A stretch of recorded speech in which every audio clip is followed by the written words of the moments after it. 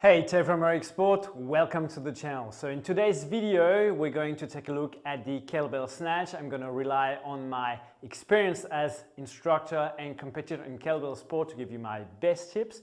Buckle up, it's quite a long video. So I've got a light kettlebell for this tutorial. It's a 12 kilo, makes it easier to stop and show you details so you can improve your technique. This is what it's about, okay? So first of all, how to grip the kettlebell when you start your first rep, okay? So basically you want the handle to be at the base of your fingers.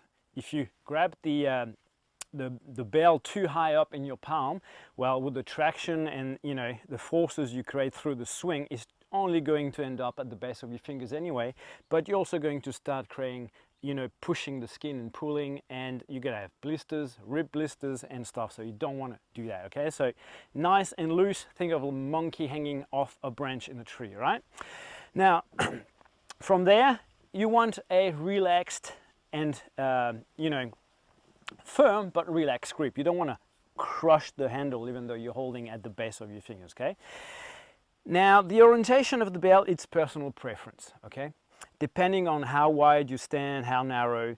A lot of people like having the thumb pointing back. Now you don't even want fully back, this way, but roughly 45 degrees angle down. You can have the kettlebell in a neutral position, okay, but it's going to require a bit more space. So if you're in a really narrow stance, it's not a good solution. You can also choose to have any angle in between. Really, at the end of the day, it doesn't matter so much on performance. It's what you prefer, what feels best for your shoulders, but your grip, of course, but also for overall feeling of the exercise.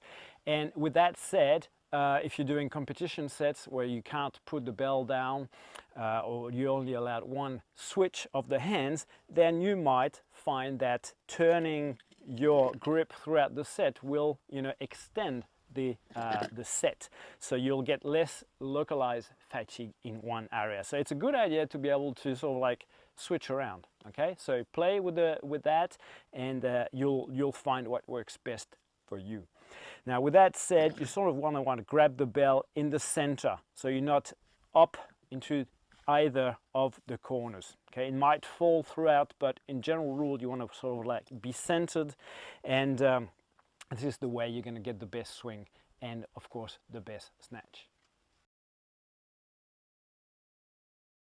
So when it comes to the stance, you don't want to be super wide and you don't want to be like too narrow, so you have to like go out with your knees to not hit the knees when the bell passes through. Roughly about shoulder width apart. Now with that said, the way you stand on your feet can be done a few different ways. You can of course keep your heels and your feet flat on the ground all the way throughout. So I'm just going to demonstrate with the basic swing what it will look like. I'm going to go for this kind of view so you get everything in one shot. Okay, so I would be swinging like this. Boom. Or I can add some weight shift. And the weight shift can be done in different ways. It's really what feels best for you. Some people just like to do this at the end, just one foot. Now when I sort of like lift my heel and I push my body forward, it's really purely GS or Kettlebell Sport, Girdle Sport technique to get the most out of the pendulum. We're using the upper body as a counterweight to the bell to get more momentum while saving energy, okay? The trajectory of the bell can also be either in a straight line following your midline or close to, or at a diagonal angle. And last of all, some people adopt sometimes an offset stance. They got really make use of that diagonal line, and we'll cover that when we come to the pull phase of the kettlebell. So let's try different variation so you can see with the front on here. So directly up, boom. Now I'm going to go diagonal.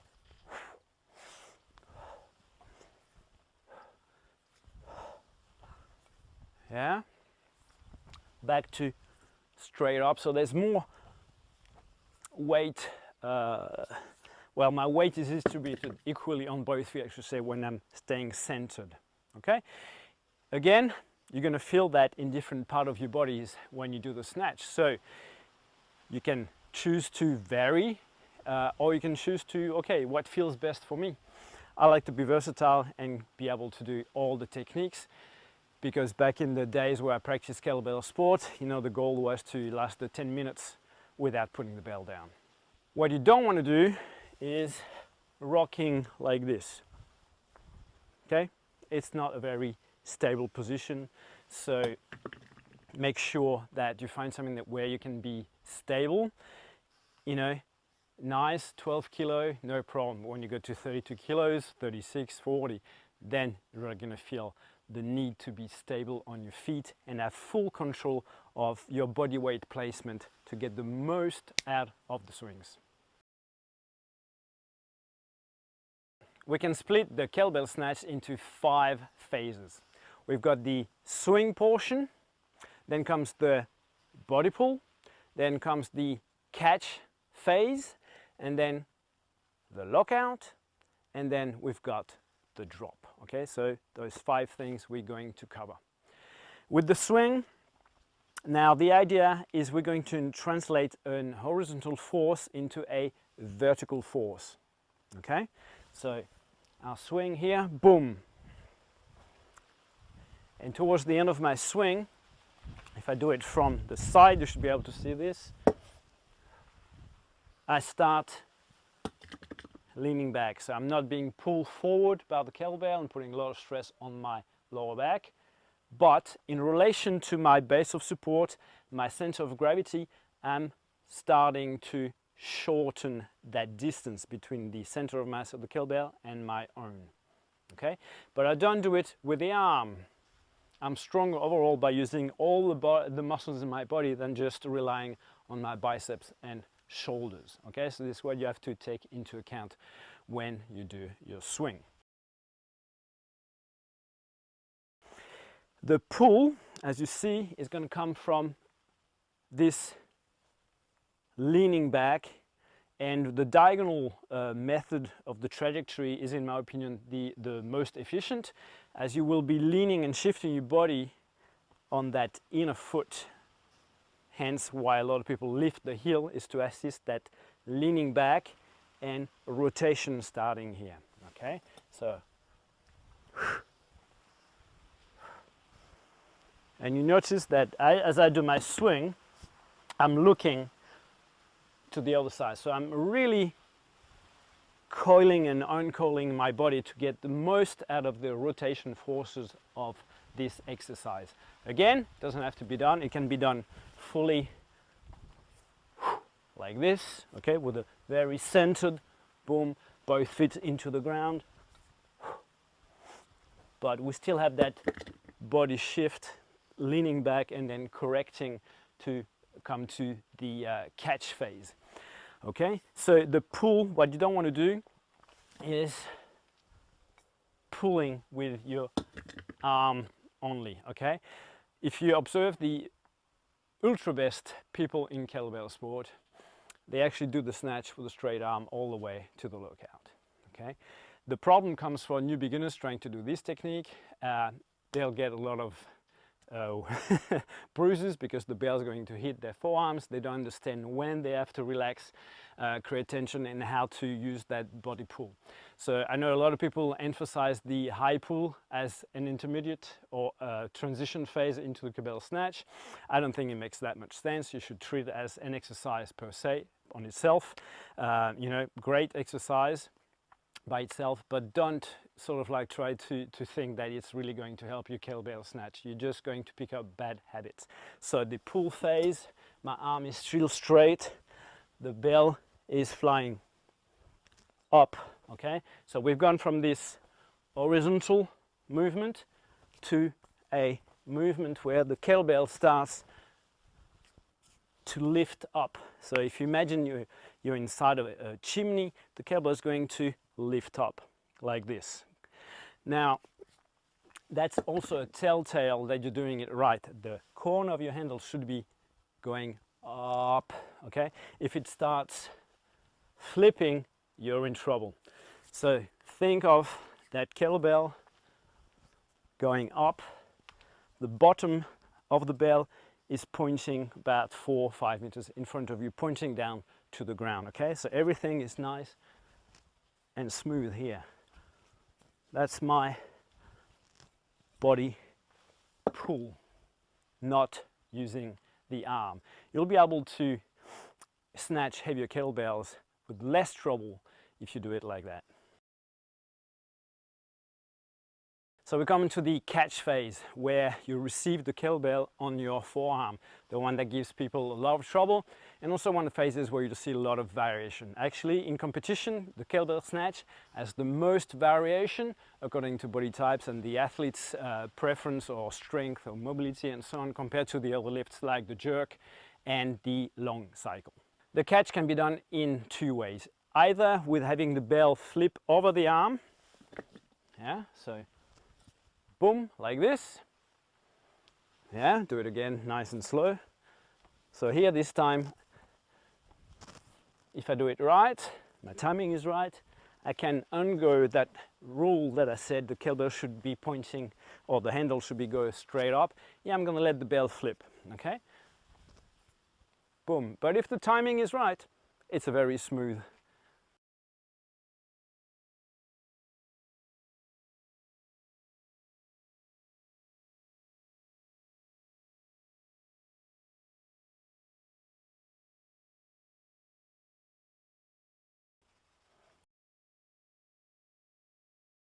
Okay, now the corkscrew, on the other hand, the bell is coming up and it's going to go wrap around the forearm until you come to the lockout. Okay, center, the base of the kettle pointing towards the camera, and watch it go around, and now it's pointing behind me. So we got this rotation happening. We call it the corkscrew. A lot of people know about the corkscrew motion to drop the kettlebell. Not many know that it can also be used to catch the kettlebell and come to the lockout. Another way to catch the bell is by using a little quarter dip under the bell as it's coming up, okay? So here I'm dropping under and straighten up my legs as I come to the lockout, okay?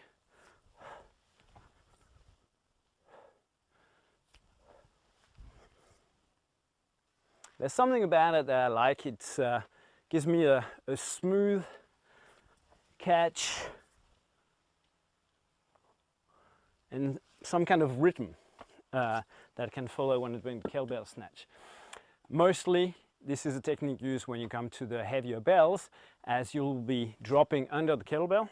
Okay, so you're reducing the range of motion. You got that high pull, it's flying up, and you drop a little bit under to catch it.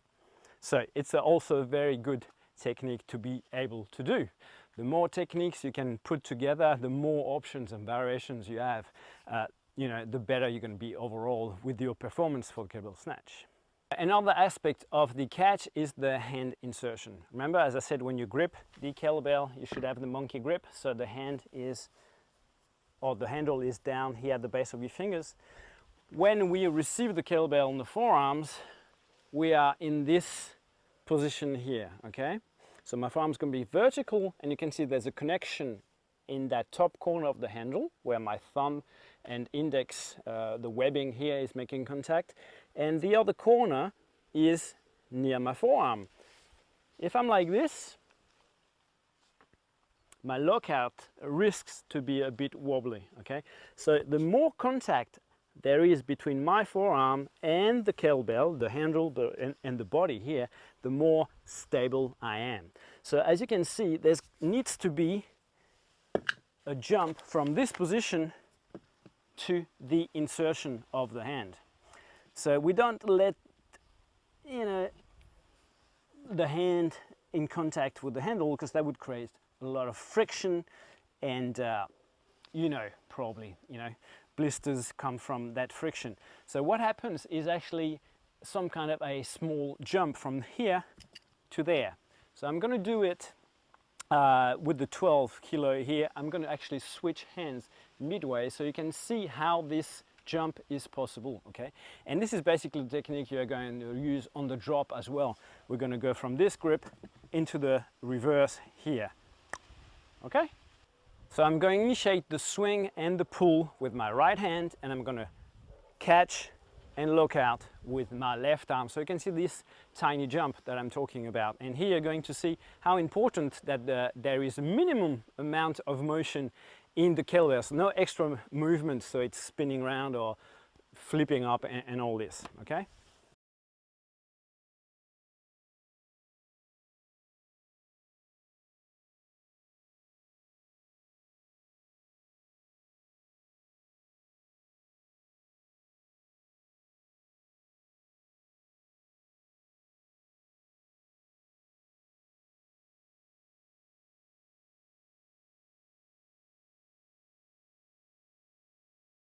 Okay, there's definitely no impact as I shoot my hand through the handle.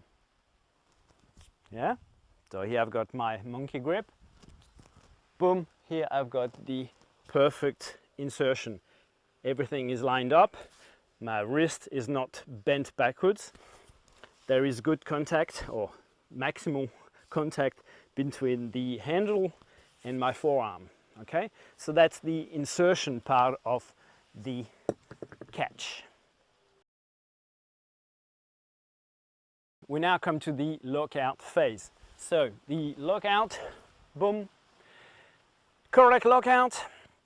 I'm centered. The weight is distributed over both feet.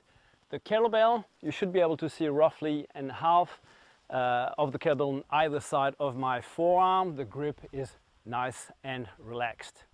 Okay, so everything's lined up over my shoulder. I'm not standing like this or like this or like this. In competition, this will be a no count from the judge. So you have to center yourself in your lockout. Now from the side position, this is not lockout, very easy with a 12 kilo bell, but you can see the center of mass is in front of my shoulder joint. So I actually want to have that center of mass, not my arm, but the center of mass of the kettlebell over my shoulder joint and let it relax down. Okay, so this is like a lockout gone too far as the arm is being pulled backwards and I have to fight to maintain the lockout. The lockout is a rest position basically. Okay, so you can breathe. It should be a position where you can relax into and smile. So the most optimal alignment is that you stack the joints. We're not here. Slight elbow bend, you can see, okay, it's not comfortable. But here I can sort of like, okay, I can hang on here. Now we come to how to drop the kettlebell.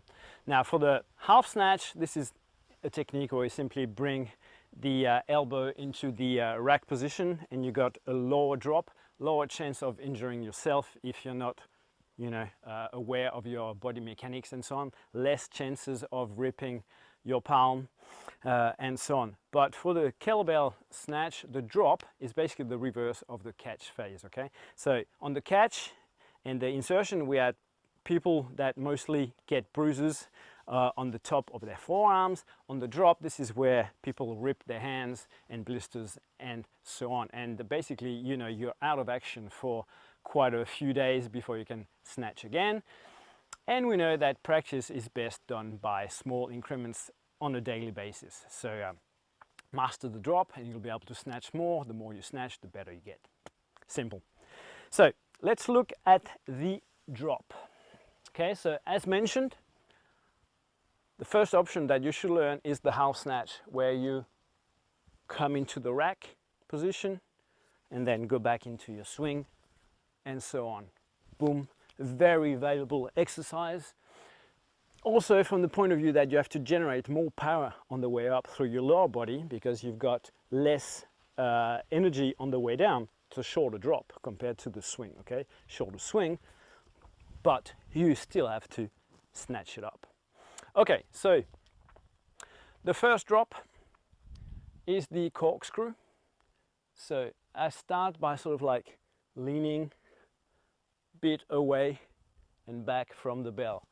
You can see the bottom here, yeah, comes out to the side. I start banging my elbow, and I'm gonna lower everything as one unit. And as the bell drops, I regrip it into my monkey grip. Okay, so let's try again. Here I am.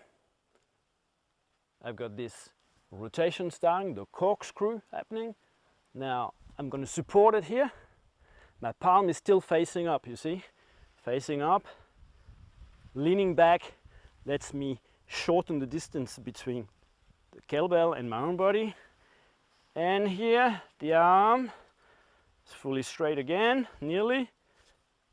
The kettlebell jumps and I go into my back swing.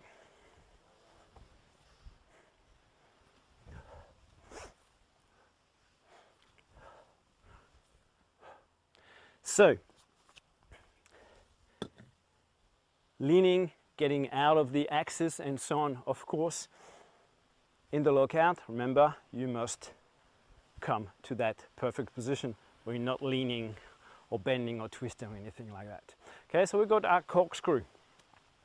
The other drop is on the way down. Now, if you're going to use this technique where the bell flips on the way up or on the way down, right? Here you actually want to bend the elbow, so you shorten the distance that way. You got more forces through the kettlebell that you're going to have to, receive through your hand by having the kettlebell flip over than you have it when it's dropping nicely in contact with your arm as one unit. Okay, but that's basically the options that you have.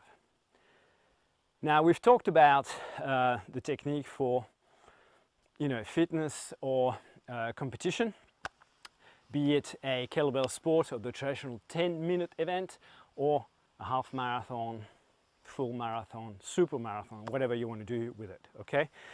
Personally, I've done 600 reps with 20 kilo in half an hour. That was some years ago. Yes. So if you have to go hard and fast, okay, of course you want to shorten the swing. A long swing means it's a slower tempo. So for power, for explosive sprinting, kind of what you want to call it, short sets, you want to use a slightly different technique. So here we're going to use the hang snatch. It involves a lot more pulling. You're going to pull with the arm, you're going to pull with by using maximum power from the leg instead of swinging back and forth like we've done.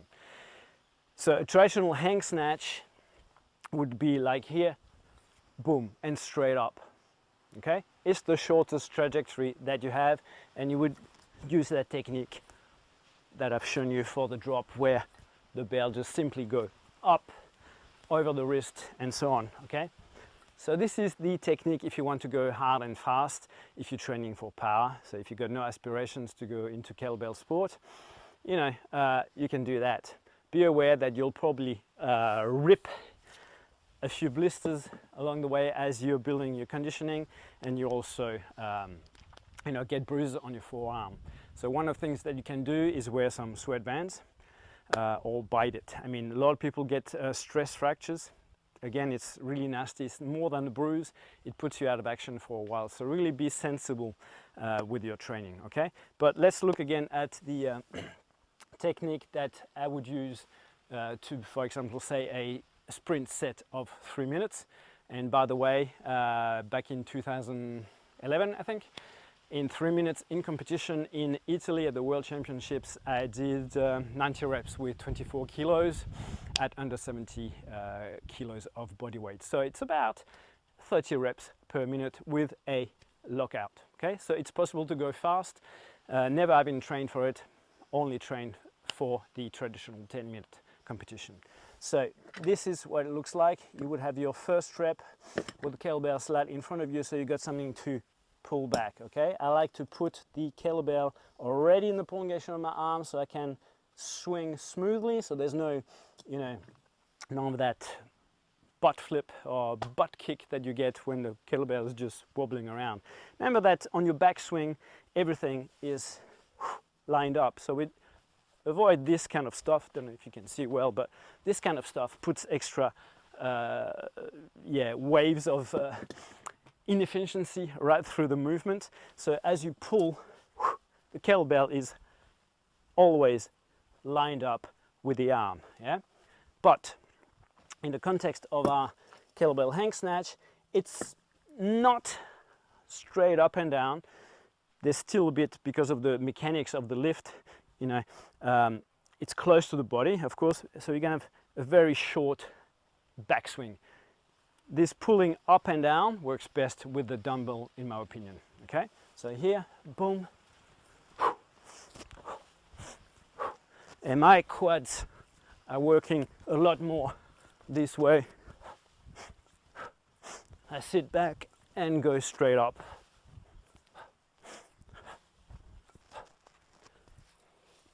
Okay, so again, sprint sets, when you're going faster than, say, 24 reps per minute, you're going to need to shorten your backswing and have a lot more pulling.